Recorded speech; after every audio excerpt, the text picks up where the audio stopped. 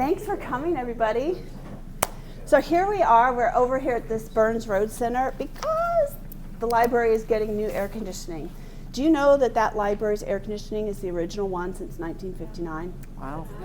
Well, they were made good back then. I'm sure telling were. you. And I mean, the Friends of the Library. So I've been on it for 8 years. Kathy, were you still? Before this is Kathy Graham. She's the president.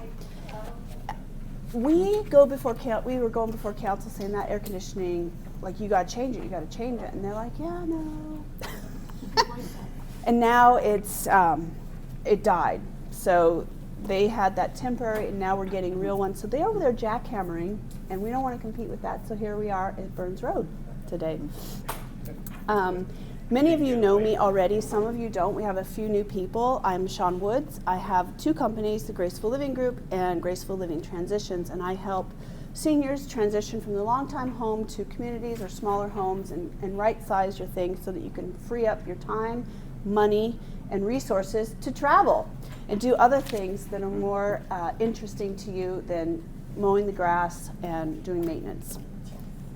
So today we have 2 gals here. That is on the thing, so allow. Okay, there we go. We have 2 ladies here who are travel experts in our area, and we are going to get some insight from them on how we can travel later in life when we have some issues that come up, like maybe we can't carry suitcases upstairs and stuff of that nature. So we're going to get some insight on what we can do to still get out there and still have fun and maybe see the world and get our bucket list fulfilled. So I'm going to have them introduce themselves. We have Sue and Karen. So Sue, would you like to start? Hey, good morning. My name is Sue Williams. I work for AAA. I've been with them for about 17 years now. Worked in travel the whole time I've been with them, and enjoy the business. Karen? My name is Karen Beaver. I work for Travel Emporium, which is a small family travel company. I've worked for them for 35 years, about. And I'm still working, even though I'm clearly beyond retirement age. My husband would love it if I would quit, but it's the joy of my life, and it is the joy of my life to travel, and it's the joy of my life to help others to have the best possible trip that they can. It's just fun for me. Yeah. So yes. Did you say you're Karen Karen Beaver. from the Travel Emporium? Yes. With Ivy? Yes. Who are you? I used to travel with Ivy MGM. Ah. Hi. Well, we don't have a storefront anymore. We work out of our homes. She does have a little office, but so you have to deal with me on the phone or Ivy on the phone. But we're both up here. If we need to meet clients, we go somewhere and meet them and have coffee or whatever. Yes. You're Brian's wife. Yes. Excellent. Oh my God, look at this small world. Small world. Oh yeah, well we know him from sailing. Yes. So I've done all sorts of traveling in my life. I think that many younger people don't recognize that when we were young, there were no airplane trips and there was no money. And so if people traveled, they went in their car and they went in the United States. Route 66. Yep. Yeah, I was Yeah. born in 43. No, Route 66. Route 66, and Yep. it's famous especially this year. There Yep. are people who are taking it. I didn't take an airplane ride until I was married, out of college and married. It was a big deal. And young people don't recognize how big a deal, and perhaps a little bit scary it is for older people, but hopefully we can, if there's that feeling, we can help with it, right? Right. So why, we can all pick jobs. What is it about being a travel agent that you enjoy, and why do you enjoy helping people travel? So this was a job that actually picked me. I was transitioning from one type of a job to another, and someone came up to me and said, hey, would you like to? And I thought, why not? Once I got the hang of travel, it became such an exciting adventure to sit with people and plan these trips to learn about destinations, to talk about things to do, to actually get the chance to go and do what I had put together for people. But the biggest joy in it is when they send me pictures. I've planned it on paper, I've laid it out in itinerary, excuse me, and then they send me a picture. And it's like, that is the fruit of the labor I put. And there's nothing more satisfying than seeing people smile as there's a giraffe walking behind them because I sent them to Africa. That's really cool. Yeah. And Karen, you kind of answered it already. Yeah. You just enjoy. Give me a chance to talk and I can't shut up. So. All right. All right. So I think. Uh-oh. Yeah, I'll get it. Emergency. No, it's Emergency. not. And I'm sorry, I didn't think to That's okay. turn it off. Now, just a reminder, we all turn our cell phones off. Make sure the ringer's off. She's fixing that. So I have this parent on many trips, and she is awesome. I don't have the privilege of using her, but I know my friend Patty Sullivan Yep. has, and she's Yeah. also been equally satisfied with her services. Yeah. This is a little perk for these two ladies. Yeah. We had another speaker that was maybe going to come, but it was a much bigger agency and much more expensive. And, you know, I wanted to bring two people that you could have a small trip or a big trip, and that's a little more local. And, well, clearly you all know them, so it's okay. And, you know, as we age, like, why should we travel? What's good about still getting out there? Like, what are the benefits that you're hearing from people? I always tell them they still need to stay active, but what do you see? I like that, still stay active. So the clients that I have come in, I have a wide range of clients. I have anywhere from 20 to 90 is the range of clients, because AAA is a very big organization, so we hit a lot of different age groups. But no matter age group, no matter where you are, they still like the fact that it gives them, especially the crowd 65 and older, something to look forward to.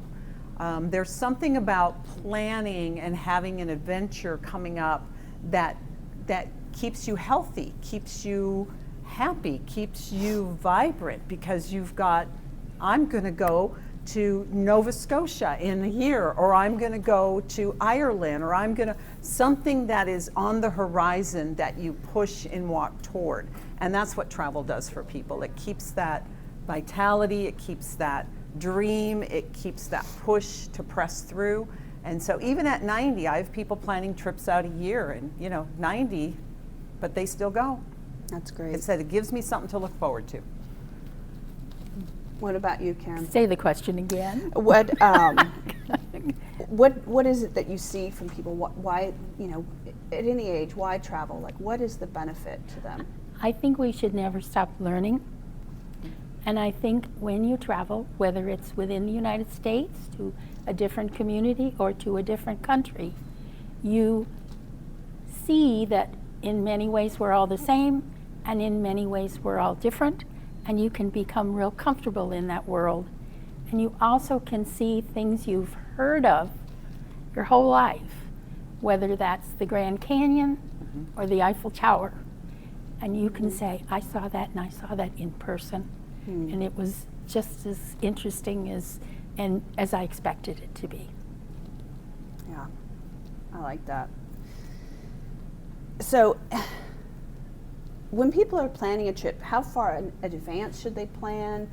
And what kind of, I was thinking, as I was writing the questions, I was thinking about as a kid when I got to travel, my first big trips, it was like nonstop, like back to back to back. I couldn't even tell you if I remember what I saw. I mean, by the end of the day, I was so tired, it's like, can we just go to bed now? So, how far in advance should they plan, and is it different for different kind of trips and all that? So, things changed after COVID in the travel industry, and they changed very dramatically. What the biggest change is what people learned was don't wait, because we lost a lot in that time period from when we were not able to travel to when we could travel. Weddings, anniversaries, graduations, birthday parties, people aged, your grandbabies became older, and grandbabies age very quickly. And so that's where we are now in the travel industry is you can still do last minute, but traveling now, if you plan a year or 2 year, is the better plan option where we are now in the travel industry. Last minute can be done, but it's hard to find space. It's hard to find the tours because people are traveling. It doesn't matter what's going on in the world right now. What we learned in COVID is you cannot wait. You just have to go. And so people are planning their trips. This year, it was sold out probably close to the end of 2024 for a lot of options for travel. And we're seeing 27 fill up, and we're seeing now 28 begin to do the same thing. Wow. Holy smokes. Are you finding that too, Karen? I am, but it's always better to plan in advance. However, as a senior, you don't always know in advance. Sometimes you have a family member, a spouse probably, and you're worried about a health condition and you want to see how it goes. And then you find out it's going fine and you can go. Will you pay a little more? You might. Frankly, this summer is lighter than I expected, and there have been a lot of articles for just normal trips. Cruises are having some sales, so there's availability. If you want a specific type of cabin on a specific ship, they may not have that one. You may have to go up or down a category. But there's availability, and I think my advice would be to plan as early as you can, and to also be very aware when you plan far in advance and you put money down, what's the cancellation, what will you lose if something happens and you cannot go. If you're between two ships and you're thinking of a cruise, one might have $500 per person cancellation and the next one might have 50. Pick the 50. If you're trying to decide between them, that's logical. But the advice of going early is good, but it's not always possible. And I'd say when you know you can go, call and talk to somebody and see if you can figure it out to suit you. One thing I think I skipped too to ask is, what are the advantages of someone using a travel agent as opposed to just going out there and picking all the stuff themselves and doing it all online and this, Expedia Right. and all that jazz? Yes, artificial intelligence is interesting, but artificial intelligence, we have even found, is not always right. Oh, yes. Okay, so to go with a travel agent, we do this. This is what we do. We're kind of like a doctor of travel. If you need medical help, you go seek a doctor. If you need travel, you go seek someone who knows. And so because of our longevity and the research that we do, the time we put in, we know things. We know things on how to get through certain places, how to find the best restaurant, what is the best tour. We know how to put the product together. It's personalized. So Starbucks says that they do handcrafted coffee. Travel agents do the same thing. We do handcrafted travel. It's specifically for you. What might work for you may not work for me. So we do the questions that are necessary to put you in the right fit with the right travel experience so that you have the fullness, your expectations are met in what it is you want to travel. That's good. Yeah, I would say the same. Somebody that I know came to my house to go out sailing with my husband, and they said, "You don't need to do anything anymore. There's AI. Let me put it on your machine." And he's a nice guy, so he put this app on my computer, and I looked it up. I had clients going to Paris, so I looked up and I said 7 days in Paris. Day number 1, they sent them to 3 museums. Now, if I did that to a client, I think that I would come back headless. There are lovely museums, but an entire day in Paris spent in museums, Right. awful. Yeah. Awful. And so I thought, okay, not using that again, because it's bad. And the other thing I would say is fine to look up hotels.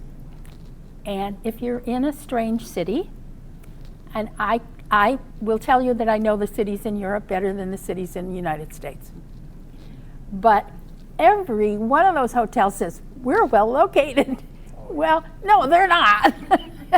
Some of them are. And as a senior, that's an important thing because many of us or our spouse have difficulty walking.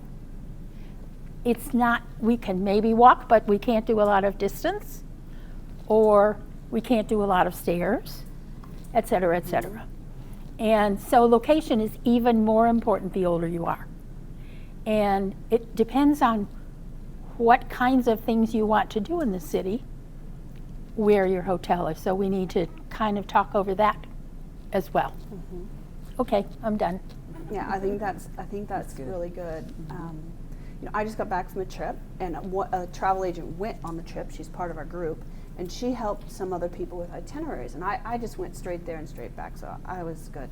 But one thing I forgot about in Europe is they don't have elevators. Right. So I thought I was so smart, I'm going to take the tube. But guess what? I had to haul my luggage up, and I was like, you know, 20 years ago, no problem. But now I'm like, oh, that was a little harder. Yeah. And then other people, when they went on to their next destinations, they were saying things like, it was so easy because I didn't have to fumble around and figure out where's that train ticket, where's this, Right. where's that. It was all in their itinerary from her in multiple places. And I think that I was like, well, that sounds really good. Just to have someone watching over you, watching your back. So as far as destinations, are there some that are just naturally more senior friendly, or places we should go, and what time of year should we go? Like, what are some good spots? Right. So yes, there are some destinations, and there are some travel products that are more senior friendly. So riverboats are, for the most part, very senior friendly. They go wherever the river is in Europe. They go those destinations. The only thing about riverboats, what you need to know is if you have any accessibility issues, like if you need a wheelchair or a scooter, they don't accommodate those. So yes, some of them have elevators to help you if you have, you know, just some walking issues. But stairs are a big thing. Stairs are a big thing in Europe. But I think Italy is still very accommodating for if you have any mobility issues. As an agent, that's one of the things that we do is if you have any of those, because I have people who travel in wheelchairs. I have people that travel with scooters.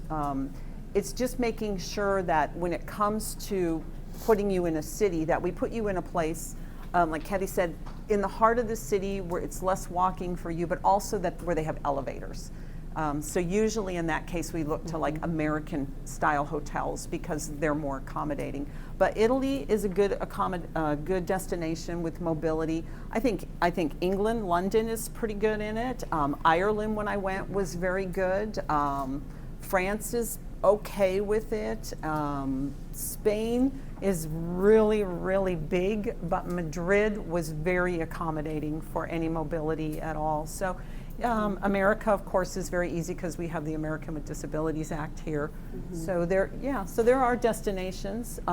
You can do the more challenging ones, like Iceland's a little bit more challenging of a destination with mobility, but there are ways, if you really want to go, for us to figure out how to put you in a destination like that that can give you the trip that you want there with also matching up your, if you have any mobility issues at all. So, any thoughts?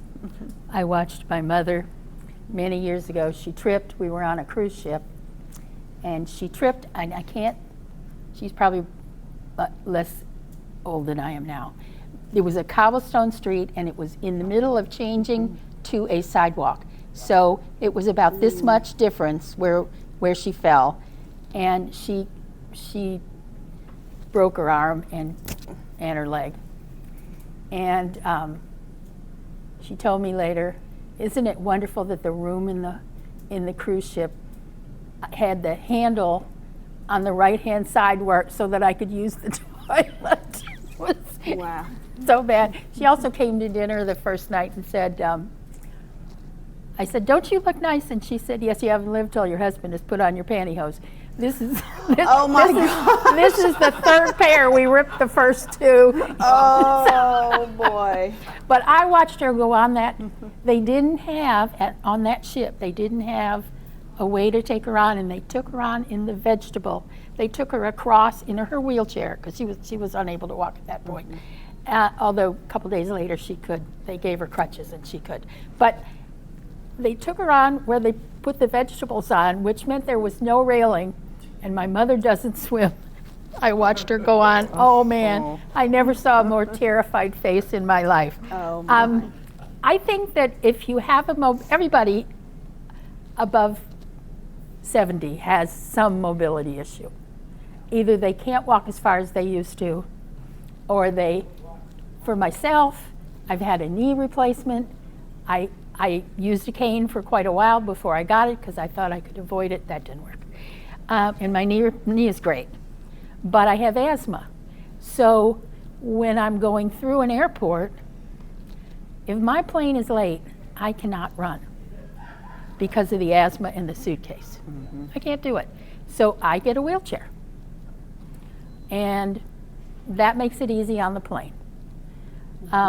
As far as the different cities being more mobile, she's absolutely correct. Big hotels are more likely to be easy than small hotels. I personally have a preference for small hotels. I like to go and stay, if I'm in another country, in a place that more reflects the local situation than a big hotel that just looks like America. But that doesn't work for everybody. Some people prefer a particular brand. And so it depends on you. But she's absolutely correct that the large chain type hotels are more likely to have no steps. And that's an issue for many, many people. The other thing that can make a very big difference if you're traveling is how much crap do you take with you? There are now wonderful clothes you can buy that you can rinse out in your sink and dry. My husband and I never travel with more than a rollerboard and a backpack. Except if we're going skiing, which we don't do anymore. But that's been 15, 20 years that we have been a rollerboard and a backpack, and that's all. If you have a CPAP, then that may not work. And obviously, if you have a wheelchair, that may not work. I have a bone spur in my heel, in my Achilles tendon, which causes me trouble some days. I've had it for about 2 years. Damn thing should go away any time now, because they usually don't last that long. But last year I took a wheelchair to London, and we took it back. I bought it for $35 at a used stuff store. And my son-in-law said, "Why are we taking this home?" And I said, "Because if I don't take it home, I'm going to need it again." And he said, "We didn't use it." And I looked him in the eye and I said, "Aren't you happy about that?" And he went, "Oh, yeah." And you can take the wheelchair if you think you might need it, or you can take a walker. And it's not a bad thing to have, especially if you got a walker with a seat. Because sometimes if you're on a trip and you're tired and you have walking issues, you need that seat. So, take it along. So we kind of touched on this, modes of travel. And clearly if we're going out of the country, flying, maybe a cruise, I know there's a lot of train travel in the US and car trips. What are the benefits of each of those for people? Like kind of how to get out, what would you advise? Right. So with car travel, especially if you have like an RV, you get to set your own itinerary and your own pace. For those who like that freestyle travel, we still have, AAA does the international driver's permit, and so we still see just volumes of people coming in who drive over in the foreign countries. And so, but these are people who have been there and have driven there. There are some places I would not advise you to drive. I would not advise you to drive in Rome or London Or London. or Hong Kong. Paris And we've had clients who've chosen to do that and got it on fine, but yes, I agree. Right, Yeah. yeah. So but once you get out into like Tuscany, it's the country, very easy to drive. But again, you have to, you're managing your day and you're managing your trip. And those are people that do those type of trips that are a little bit more seasoned travelers. They go every year. We see the same people come in to get the same IDPs for the same country every year because that's what they do. Some of them go home to visit relatives. But independent travel gives you the freedom and the ability to kind of do what you want to do when you want to do it. Now, that might not be the ideal way to travel. I like to do a mix of independent and escorted because then I'm getting my free stuff mixed in with the scheduled stuff, and I'm seeing all the things that I want to see within a set period of time, and I'm not having to figure out every path along the way. With the rail trips, Europe is fantastic for rail. They do an excellent job with their rail system. The one downfall with rails in Europe is they do tend to strike, but they always give you a day or two notice. But rail travel in Europe is phenomenal. They are very good at what they do. Here we have Amtrak. So Amtrak does vacations pretty much out of Chicago, out to the national parks. They have some really good rail service out in California. But the rail service here is a little bit more limited, but it's combined with land, the national parks, where you go from Chicago out to Grand Junction, you get a car, you drive through the national parks, and then you take the train back to Chicago. That's a really good, lengthy rail journey with independent travel mixed in. So it's, it's kind of a personal preference. Some people will go to a city. I have a couple now, a mother and daughter, they're in Paris. They did Paris for 10 days. I put together the flights, I got their hotel, and the rest of the city, they just enjoyed as a mother and daughter. So there's different ways you can do travel. Like I said, I like to mix it where I'm doing some independent things in with an escorted tour. Okay. I've been interested in those rail trips like through Canada and the Rocky Mountains. Rocky Mountain. Rocky Yeah, Mountain I here. think that sounds nice. They do a lovely job. Yeah. looks They also good. have a itinerary in the Denver area, the Rocky Mountaineer. So it's a lovely journey. It's very scenic. Yeah, we've been on 2 of the Rocky Mountain things, and I'd say the best part of it is they take care of all your Right. luggage for you. Oh. It's in the hotel when you get there. Right. The hotels are nice, Oh, so. that sounds And the good. mobility issue is not so much. If Right. you're on a wheelchair or walker, it might be a little problem, but they give you a little step to get back up on the train and get Yeah. off the train. Yeah. And they help you very accommodating. They are very accommodating. Yes, Rocky Mountaineer. I Yes. heard they've been taken over by somebody else. Oh, well, I haven't heard that. You Um, heard that? it's another corporation, but the level of service I has think not I changed. think Yeah. they're keeping everything the same. Yeah, the level of service has not changed. So. And what about travel insurance? Should people get it? Absolutely. Yeah. And here's why. Things happen. I get travel insurance, but things happen. But not only do things happen, but on a cruise ship, if you get sick on a cruise ship, you're going to go down to the medical office down there. The medical office on a cruise ship is just like an emergency room, which means the prices are just like an emergency room. Your insurance is most likely not going to cover that. They don't file insurance claims, so you have to pay out of pocket.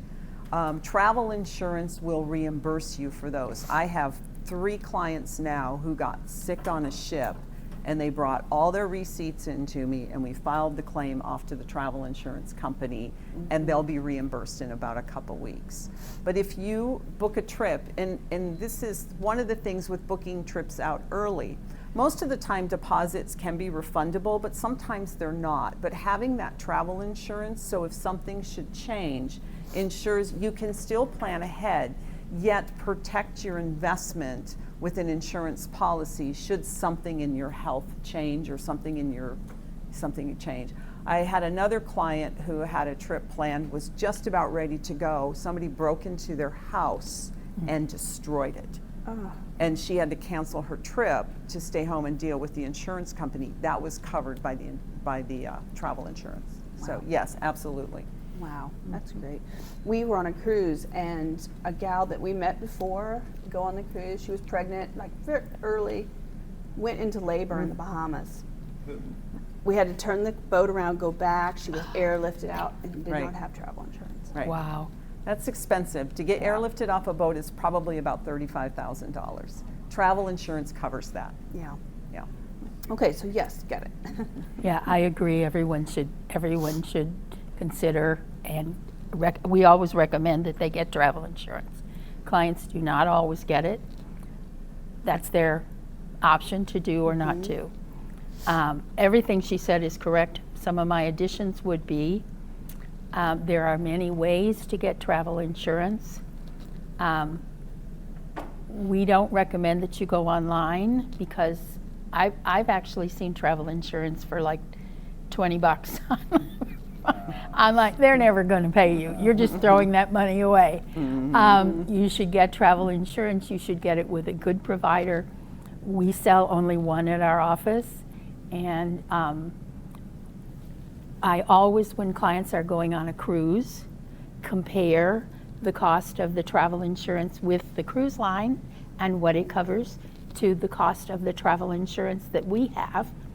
And the other thing that now enters the picture is there are some credit cards that include travel insurance. One of my clients told me about a credit card that includes travel insurance. They have one that includes medical evacuation, but it's too expensive. I chose not to buy it. I think for two people it was something like $1,200 a year. It was for people that really travel big time. But for $100 a year or 90, one of those. I have two credit cards, one for me and one for my husband, and that price, so that $90 was for the two of us, not each. And that covers $10,000 per person. It covers all the regular stuff that most travel insurance covers, lost luggage, being late, all that. It does not have medical evacuation. And in the 35 years I've been selling travel, I have had exactly two clients who needed medical evacuation, and it was expensive. And I won't sell a trip to Antarctica unless there's 500,000 medical evac that they're taking. Right. But many of the places that people go, their evacuation isn't going to be a big deal. It's going to be, you know, maybe an ambulance ride, maybe an airplane flight home on a different day, and maybe we can't change their ticket, or the price is more than just buying a new one. So you can also sign up if you're taking a big trip with one of the companies that does transportation, and that is not considered insurance. It's considered a membership plan, because you can't make two insurance claims on one trip. So I've had people say, but I insured my trip with this, and I insured my flight when I booked it online. Well, you might have trouble. If you want to be covered for pre-existing illness, which most of us are, most of us have something. I mean, we're not 20 anymore. And so if you want to be covered for pre-existing illness, it all has to be under one insurance policy. But anyway, there's ways around insurance. It's the hardest thing we sell, because we're not in control of it. The insurance companies are in control of it.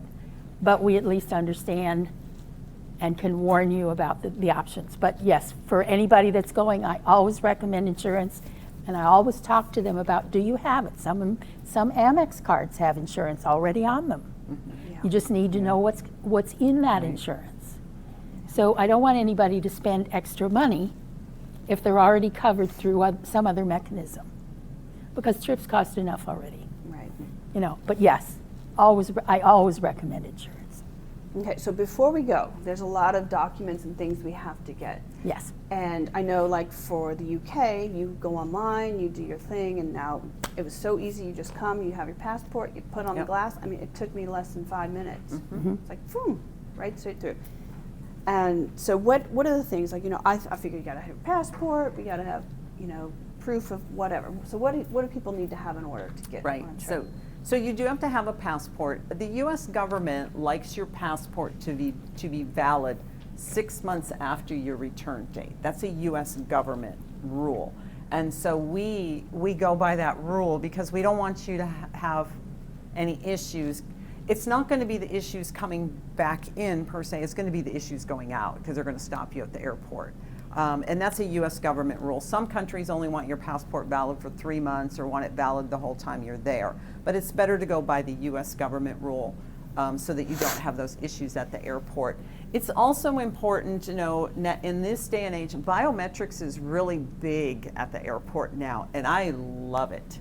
It's because they, like you said, they scan your passport, they scan your face, and in some places they do a fingerprint. Boarding passes you're beginning to see disappear. Paper is less and less. The electronic travel authorization for the United Kingdom, it's all done online and it's all attached to your passport. That's why you can scan it and don't have to show them a piece of paper. I like that. I think that's a much more safer travel way to travel, especially through the airports, because you're not having a boarding pass. It has to match your name, it has to match your face. It's all, apps are really, really big. Everybody has a smartphone. Apps are very easy to use. It's a little bit of a learning curve with some of them. Some of them you want to throw the smartphone against the wall because the app is not cooperative. But those are things you need to know. You need to check for visas. We're waiting for Europe to come up with what they call the electronic visa waiver. They haven't done it yet. They've struggled with getting it done for years. You got a whole bunch of countries having a whole bunch of say in one application.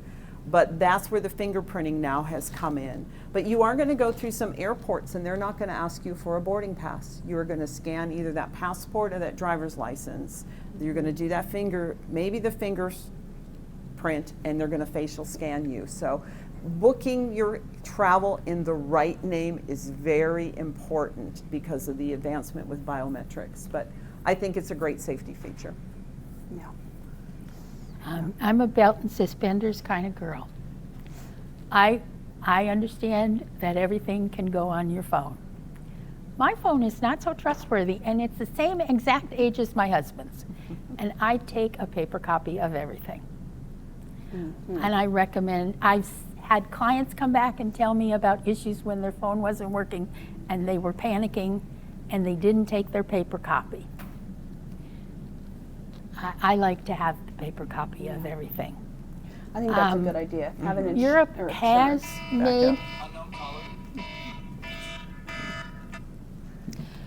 has made some changes, and they started this month. And now when you go to Europe for the first time since they've made the change, they do take a fingerprint and they do take a picture of you. And I'm not sure they're going to do anything else. I think they may be done. That may be it. And it may be easier than England and the rest of Great Britain, where you have to fill out the ETA, which is something that Australia also has and has had for 20-some years, I'm guessing. Pretty long anyway. Yeah. And those are easy and you must do them online. I don't love doing everything online. I really like having that hot little piece of paper in my hand. The other thing that I think has changed, which is not what you're mentioning, but is that I don't take as much cash as I used to when I go out of the country. A lot of places have decided that if there's no money in the till, there's no money that the employees can steal. And so they make you pay for everything by credit card. And so you don't need as much cash as you used to. Sometimes that credit card is on your phone. The phone has become the new hot thing to steal. And so they may be more likely to take your phone than to pick your pocket. It's always dangerous when you go anywhere, whether you're in the United States or whether you're overseas, because you have things that people can take and charge to themselves, same as they do when they get online and they get your card or whatever. Been through that. I recommend to people that they put a number of things on their email, and that would be take a picture of your passport, put it on your email where you can find it. Take a picture of your credit cards, front and back. Put them on your email where you can find them. Take a picture of your list of medications. Put it on your email where you can find it. Take a picture of a list of your doctors and do the same. Take a picture of how you get into your medical records and put it on your email. And make sure the person that you're traveling with, if you're traveling with someone else, knows how to do this. And they know that it's in your phone. And you can write a little list and give it to them. And I always carry copies of my medications and those other medical things with me.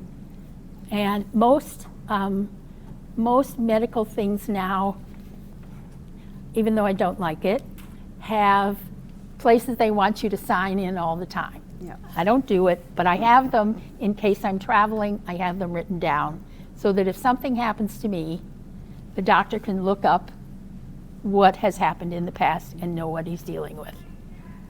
So that's all safety and security. It wasn't necessary when you were 20. It probably is necessary now. Yeah. It doesn't cost anything to do, it just costs some time, but it adds to your security while you're traveling. One additional thing, if it's a couple traveling and you have credit cards, you really want to look at, I have a Visa, but my husband has the same number. I have an Amex. We have different numbers.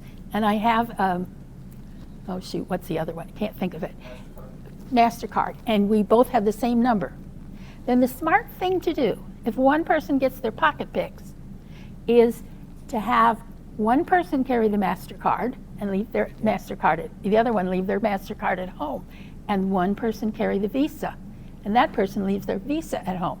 That way, if a person gets their pocket picked, you still have the Amex, and you still have the one card of the person who didn't get their pocket picked to use, so you're still okay. That's all. Good. I'm That's done. good. And also, Dr. Jeff said to add in that just get a checkup before you go on a trip, maybe 6 to 8 weeks out. You know, make sure you've got a good, clean bill of health. And when you do that, if you should make an insurance claim, it's always smart to say to the doctor, I'm going to Timbuktu. Is that okay with you? Do you think I'm okay to go? Yep. Because the first thing that insurance company is going to ask you when you get home is, I know you have X. Did your doctor okay for you to go on this trip? And then you can say yes. Right. So, Yep. Good advice. that's good. That's good. are we too wordy? Yeah, we are. Okay. Let's see. So we're talking about planning ahead. I think that this kind of sums it up. One of the things we didn't talk about is staying hydrated when we're out and traveling. That's another thing Jeff wanted me to bring up, because one of the biggest reasons people are coming to the ER is they are dehydrated on these hot days. You don't go play golf and then go home and do the garden work and not drink anything, and have beers in between, by the way. Or coffee, With your which friend. doesn't hydrate So you. he wanted me to remind everybody to stay hydrated. Stay hydrated. So the someday trip, a lot of people are like, oh, someday I'm going to do that. Like, I've been that person. But what are some bucket list trips? What are some big, like, fun trips that people could go on? Yeah, Africa is a big bucket list trip. You know, people plan that one out for a long time. World Cruise is another one. Really? Yeah, World Cruise is another one. How long does that take? Forever. 120 days. Very long. Very Wow. long. Yeah. You know, sometimes it's just an event. You know, I'm going to go. I want a hot air balloon over Victoria Falls, or I want to go to the hot air balloon festival in Albuquerque. Sometimes the things are not just grand big things. Sometimes those bucket lists are simple little things. You know. So yeah. But yeah, Africa. Those are big bucket list trips that are expensive. Not everybody has a bucket that's necessarily that big. Right. But we all have things that we haven't seen or that we've seen on TV and we would love to experience. ourselves, and there are places you can do those things for X number of dollars and places you can do those things for much less, but you got to get there. So, you know, but your bucket list is your bucket list, whatever it is. It could be, I really want to go up to see much of Canada, or it Yep. could be something as exotic as a safari. Yep. But it's your bucket list, and then that's what matters. Yeah, I like that. And we all have our lays on today because, you know, coming from California, we go to Hawaii all the time. As soon as you get off the plane, you get a lay, and then you go and, you know, you do all the things, all the touristy things, but yeah. Yep. Yes. Yep. Yes. Now, what about solo travel? There's some people who maybe are widowed or never married, and they want to get out and see things too. Right. So I solo travel. My husband does not. He does not travel. He likes to stay home. So that's what he does. But I solo travel, and so a lot of people ask him, "How do you let your wife, you know, go to these places on her own?" And he says, "Well, she's smart. She doesn't, you know, she doesn't hang out in bars, and she's not going out at night. I do my independent things 3, 4, 5 days before, and then I put myself on an escorted trip is what I do. So I mix it that way. By time people realize I'm solo in the city, I'm gone. I'm hooked up with the group and I'm gone. But my husband's right, I am smart. So I just did Munich a couple years ago. I did Munich on my own, and I put some independent day trips together with a smaller group, Viators, who I used. So I went to the Neuschwanstein Castle. I went to the Eagle's Nest. I did Dachau. So though I'm in the city alone, I put myself with smaller groups to travel with. I had just, how I ended up in Munich is I had done a riverboat from Amsterdam down to Regensburg and then had them take me into Munich, where I did Munich on my own. So that's how I solo travel, is I do some things on my own, and then I put myself with a group, and it works really well for a solo traveler. There are companies that do just solo travel. There are companies that do just women solo travelers. So there's a lot of ways you can put that together and be comfortable in traveling on your own. Yep, Yeah. all correct. She covered that wonderfully. I really don't have much to add. I think that I have many clients who travel on their own. Many times they'll do a cruise or a river cruise. And one of the good ways to decide how comfortable you are traveling without a group is to choose a tour or a group and then plan to spend time in the beginning city or the ending city by yourself or with your spouse or friend or whoever you're traveling with. And that way, on those days that you're by yourself, you can decide, okay, I like this. I'm happy doing this by myself. I didn't have any problems. The advice I was given was fine. Next time, maybe I'll do the whole trip, just us. And but that's a good way to break into. I've done some traveling. It's all been groups. Now maybe I'd like to learn to go on my own, and that's a good way to try that out. It's pretty painless. 3 or 4 days in London on your own. Right. Easy peasy. I actually enjoy traveling by myself because I really like to immerse myself into the culture and blend in. And I found it's hard to find a traveling companion that would do that. Right. And I like to try different things, different restaurants, and I also like the freedom and flexibility to just do whatever I want to do Right. when I want to do it. Instead of them going, oh, I don't want to do that. It's like, oh, okay. Yeah, I'm much more solo. It's gotten a Enjoy it. little harder to do that in some big cities because some of the things that you want to see and do have a line that goes on forever. And even if you try to book it ahead, you might not get it on any particular day. Yeah. So, I mean, if you want to go into the Coliseum and you want to go down where the fighters were, you better book it early because Right. it's going to be gone. Right. Yeah. So you can't rely on that necessarily. I recommend for the big sites that you book them Yep. early. I use Viator as well because they rate and get rid of tour sellers that are not reputable. So, Yeah. but you still have to know what you're looking for. I mean, they'll show you 50 or 100 tours of the Vatican, and we know which ones you want. Right. They're not the same. Anyway. Yeah. So the whole point of all these seminars that we've been doing it for 2.5 years now, and I think Jim's been to every one except for one when he's on a cruise. But we'll let you slide. The main thing we talk about is empowerment and having data and having information to make better decisions and really staying in control even as our life changes. And I kind of see travel as something that can do that for people. And when we're going out traveling, when you're helping people, have you seen people's whole outlook on life change from what they've seen and what they've gone out and do? Has it helped them? Has it been a catalyst to bring change about them? I think the strongest thing that I've seen is that we have a client in the agency who is a very regular person, not made out of money.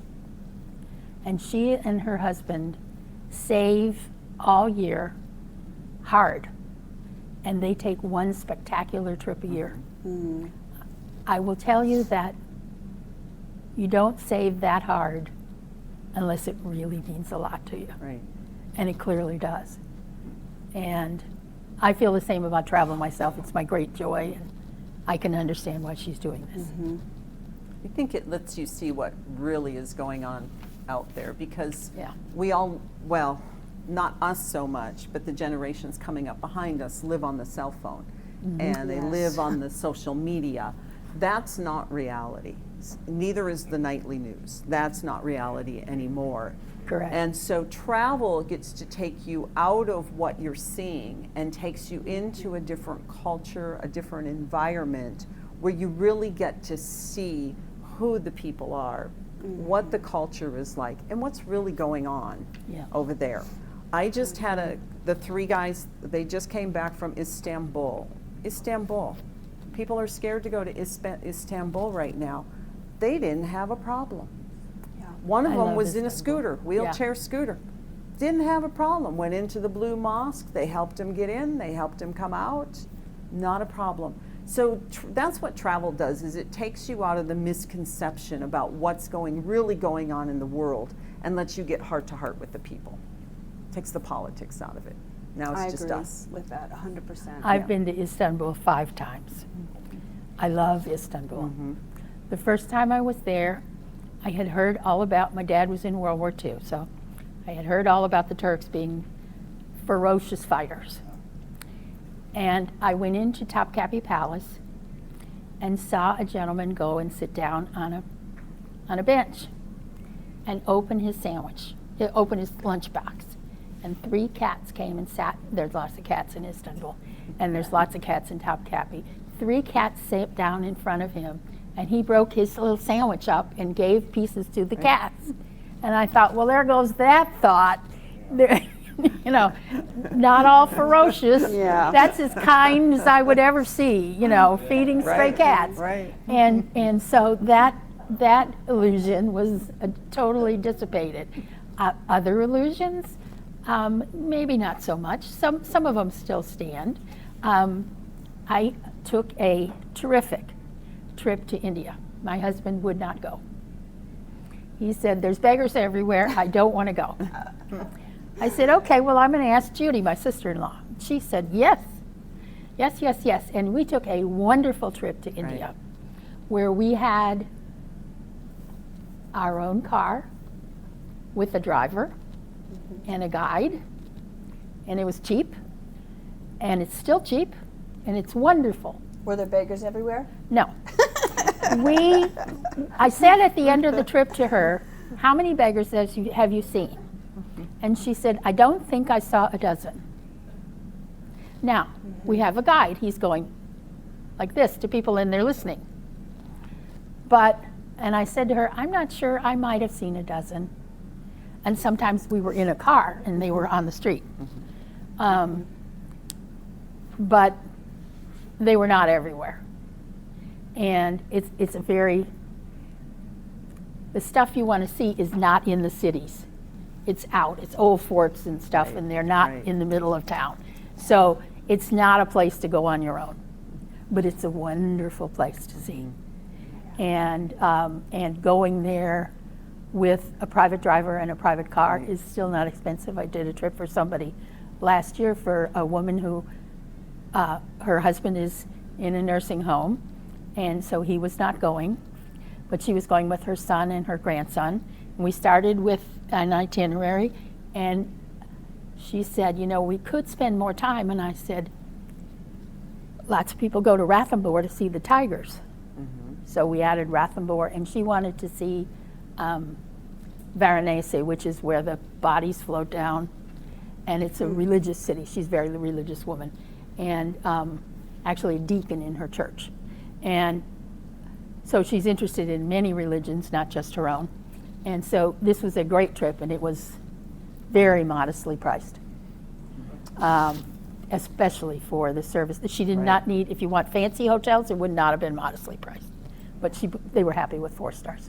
And that's why very you nice. would use a travel agent, to get those different experiences. You know, that's really, I love that. I love that. So, what's modestly priced? $3,500 Oh, that's, for 10 days. That's not a lot. With Modestly private. priced, plus air, obviously. Wow. Right. Yeah. All right, questions, David? Do you recommend any particular tour groups like Road Scholar? Road Scholar is a tour group that does not pay commission to travel agents. So, no, we don't recommend Road Scholar because we don't sell them and we don't know them. Right. I have had clients who sometimes book with me and sometimes booked with Road Scholar, and they had one trip with Road Scholar that was on a sailboat in Ireland. And she said that she and her husband knew, this was Sally and Jack Bailey, and she said they knew more than the guide. Oh. And so they were very disappointed with what they, and she told me, and Sally's moved out of town, so I haven't spoken to her for a few years, but she said she felt that the quality of Road Scholar had gone down. That's all I know about Road Scholar, and it's secondhand knowledge. It's not firsthand knowledge. But yes, there are a wide variety in tour Right. groups. There are tour groups for people who want to stay in the fanciest of hotels, Right. and there are tour groups in many levels in between that. And I've taken a wide variety of them myself, and I frankly always had a good time. Right. You know, and tour groups are excellent. The other thing that they can do for people, if somebody says, I want to go to X because I really want to see this particular museum or this particular place, you can take a tour and opt out if you have 2 nights in a hotel in a city, and opt out, get a private tour for that day to go to this place you've always Right. wanted to see, but you don't want to see all by yourself. All you do is you tell the tour guide, I have a guide for tomorrow. I will not be joining the group. I am going to something Yeah. that I've always wanted to see, and I will see you again on Thursday. I'll be back in the hotel. We're just going out for the day. But just so they know you're not, Right. they don't Lost. hold the bus for you, you know, or Yeah. whatever vehicle they have. Right. But yeah, all sorts of levels. And we've probably taken, you've done the same, I'm sure. Right. Taken a high level, a medium, Right, low, done 'em all. maybe some in between. Yep. So yeah, Yep. lots of choices. Yep. But we can't comment on Road Scholar. Sorry. What other questions do we have? Yeah, in the back. I forget your name. I'm sorry. Ellen. Yeah. Hi, Ellen. I just have a quick question about medications. I do keep a list of, not all three of my prescription medications, but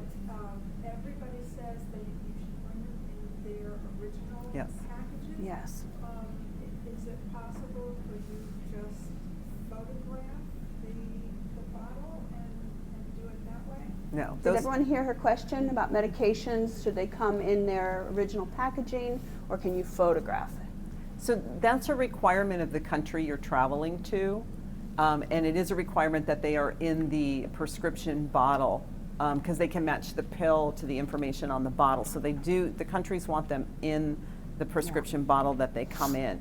Travel.state.gov is an excellent resource to look at what individual companies require as far as prescription medication, because countries have different restrictions about that, but for the most part, they want your prescription medication in the bottle. Once, travel.state.gov. Yeah, excellent resource. But once you get into the country, though, then you can do your day-by-day, pill divider thing. But coming in, they want it in that prescription bottle. Got it. Lorraine? You said put pictures of your credit cards and passport on an email? What do you mean, like send it to? To Send it yourself. to yourself, yeah. Send it to yourself. Oh, in case you lose your phone, you can always. In case you lose your Yeah. phone, Put it online somewhere. you can Yeah. get online and you can get it on the email. Yeah. Yeah, you can email it, or you can put it in like your Google Drive if you know how to do that. Most of us know how to email. Yeah. Not so much Google Drive. What do you recommend your clients regards to phone calls? Yeah, phone calls. Right. How do you stay in touch? So I have AT&T as my cell phone carrier, and so AT&T offers two plans. They offer a 30-day plan, and then they offer another plan. I believe they call it the Passport plan, and that's it's like $10 a day. You only Yeah. get charged if you use it. So that stays on my phone. I never have to tell them I'm going out of the country. The maximum amount that they'll charge you is what the 30-day plan is if you go over that limit. So that's the max they'll charge you. But most of the time, as long as the Wi-Fi is secure, like in a hotel, or if you're on a tour bus, or if you're on a riverboat, they have a secure Wi-Fi. And so I'll put my phone on the Wi-Fi mode, and I can call through the Wi-Fi that way. So that's what I usually do with that. The only time I really ever have to come off and use the plan is the Google Maps. Walking maps are even hard to find now in hotels. So oftentimes, but sometimes what I'll do at night is, like if I'm meeting, like when I was in Munich, I mapped out where the tour company met me to go to one of the tours I did. And so I knew how to get there the next day, and I didn't have to leave that open. But that's some planning I do. But yeah, so your cell phone carrier. I know some people do the SIMS card, but these smartphones. There's an eSIM now. Yeah, yeah. I just do it with my carrier. To me, it's just, I don't want to tangle up too much stuff in that. The other thing I did on my phone is I put a VPN on there, which basically masks your IP address. So when you're traveling, that's how they can get information. It's not very expensive. I use NordVPN. That was helpful. What I else don't did know I about do? that. Because I had to use a digital wallet. I also use Yeah. City Mapper. It's an app. You can use it anywhere, and it's like it'll know where you're at, and you say where do you want to go, how do you want to get there, walk, bus, whatever, and it'll tell you exactly how to get there. That was helpful. That's helpful, yeah. The other thing I used was called Time Shifter, an app that I'm traveling to London. You put in your flights and everything, and it asks you questions like, are you an early riser, late riser, do you drink coffee, do you take melatonin? It asks you all these questions, and then 3 days before your trip, it starts telling you what to do. Go to bed early, get up at this time, take a nap here. And so that when you get there was no jet lag. There like you go. Zero. Go to bed early, take a nap. Okay. I mean, but it helps those- you with the circadian rhythm ahead of time. So For those it who starts can helping sleep you on a slowly plane. reset. And I Right, found that right. very, very, very helpful. Yeah, I usually tell people on the jet lag, when you first get into whatever destination you're going to, don't go take a nap. No. Right. Stretch that day as long as you Yep. can. Day number 2 will be so much better for you. Yeah, and I also learned that maybe paying a little extra for a bigger seat is That's helpful nice, when yeah. you go places. Yeah, that's nice. And on the way home, there was an option I hadn't booked. I had booked the extra economy, right? And there was a button that said, when I checked in, do you want to bid to upgrade? And I was like, bid to upgrade? Right. Well, let's just see. So I Fancy. put in like a small bid, and I got it. Right. Yeah. So I was like, yes. Yeah. You So never that know. was good. That was Yeah, good. you never know on those. Yeah, always, just put in the amount you're comfortable with on that bid, and you never know. Yeah. Yep. So we did that. So anyways, I thank you all for coming. Thank you for trekking over here. We're kind of test driving this because I have grand visions of this group growing and outgrowing the library. So this was kind of our test drive to Nice see venue. how it is over here. Do we like it? Coming over, I'm going to, everyone who came, I'm going to ask you about that. Next month we will be back at the library, hopefully with this wonderful new air conditioner over there, and that we're going to be talking about the future of senior health care on that one. So you can check the box on your sheet if you'd like to sign up, and we have a new system, and we're going to have a new assistant. So when you check that box, we'll know that you're there, and we're going to remind you that you're signed up. The other thing on there, when I was putting this seminar in the Florida Weekly, I saw this thing for a murder mystery dinner. I'm like, what is this? So I looked into it. It's over here at the DoubleTree. It's about, with tax, tip, gratuity, and everything, $81.20 a person. For an extra $30, you can implicate a person in your group to be a suspect. Okay? But you got to pay extra for that, but you don't tell them. Right. So I thought, wouldn't it be fun if we all got together and went over there and did that? So if you're interested in that, check the box, and I'm trying to organize it for July 11th, Saturday. I think that would be super duper fun. And then what else? Also, I am a realtor, and the real estate market is, there's a lot of stuff going on out there in the news and whatnot. If you would like a professional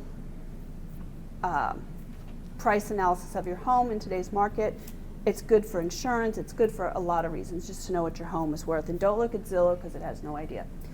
I'm happy to do that. You can just check the box. I'm not going to hound you about things, but if you'd like to stay informed, I will do that. When you're done. Yes, and I just want to say, go take that trip. If you have a trip that you want to take, get with one of these ladies. You're not getting any younger. and just do it. Eddie, Thank you for all the handouts, the wonderful handouts. do you like the with new all handout format? the beautiful color pictures? Oh, yes, yes. I had one other comment before I forget it. There is a thing you can join, and I can't remember the name of it, but you can talk to people from other locations and it doesn't cost anything. And if you pick up my card, I'll ask my husband because he did it, and I will be. WhatsApp. WhatsApp. WhatsApp. Yeah, okay. Yeah. I do that. Yeah. Okay. WhatsApp. Yes. Like I'm by myself. If Yeah. I could go somewhere and see like, oh, this is a great deal. I might want to go on it. Otherwise, I wouldn't even. You know what I mean? Like, is there? Right. There's good deals on different places. There are So- good deals. Yeah. So How for would you find out? So for us, AAA has a website, AAA.com, and you can go on there and look at what the hot deals are, what the travel deals are. Solo travel dates or solo travel discounts vary from line to line, but that's AAA.com is a good resource for that. So, I've seen she might have another. I've seen in the last week or two a lot of cruise ships coming out with no extra charge for solo travelers. Ooh. And that doesn't happen very often. And I try to save those because most of the time on a cruise ship, a solo traveler is paying either twice or 175% of a double. And when they have these where the solo traveler doesn't pay more, it's a real significant option. Right. Yeah. Yeah. Well, that's great. So, guys, you know the rules. You have to drop your colored sheet off to get out the door. We need your feedback, and I don't pester you about things. So, Right. yeah, I just need the feedback.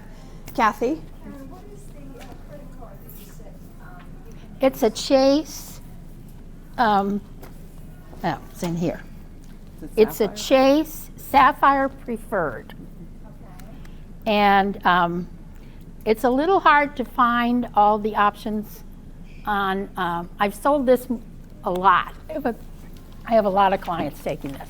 Because if you book an expensive trip, the insurance can be thousands of dollars. Because they do it based on how much money did you spend, how much Right. money are they insuring, and how old are you, and the older you are, the more the price goes up. And there's also a thing for how long, but if you're more than 30 days, the additional cost is minimal. So that's really not important. But your age and the amount of money you spend is important. And this gives up to $10,000 per person Wow. of insurance, but no medical evacuation. And if you want medical evacuation, the cost is high enough that unless you're traveling a whole lot, it's better to buy just regular insurance. Yeah. It's something I also found, because I had a roommate in London, and we split the hotel, split everything, split the hotel bill, and Yeah. I always chose to pay in pounds. I didn't ask them to convert it, pay in pounds, and I trusted my bank was going to do Right. the right thing. Well, my roommate called me after the trip, and she said, what did you get charged? And I told her.